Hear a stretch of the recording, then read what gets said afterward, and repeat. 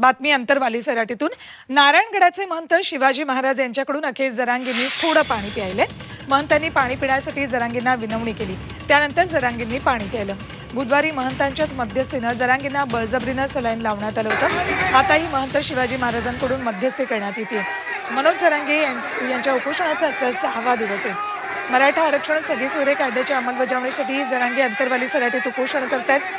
जरांगींनी पाणी, अन्न आणि औषधोपचारांचा पूर्णपणे त्याग केला. त्यांची प्रकृतीही खालावली. आजही त्यांनी उपचार करून घेण्यास नकार दिला.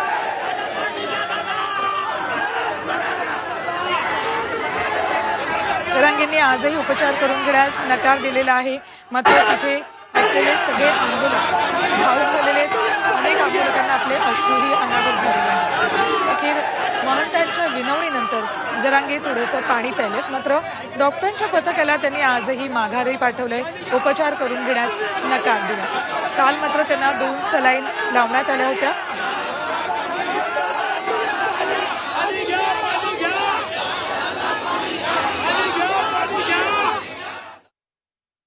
तर दुसरीकडे जरांगेंनी प्रकृतीची काळजी घेऊन उपोषण करावं, टोकाचं आंदोलन करू नये असं आवाहन उदय सामंत यांनी केलंय. 20 तारखेला अधिवेशन होणार आहे. सरकार जरांगेंच्या पाठीशी आहे. मराठा समाजाला टिकणारं आरक्षण देऊ असंही सामंतांनी म्हटलंय.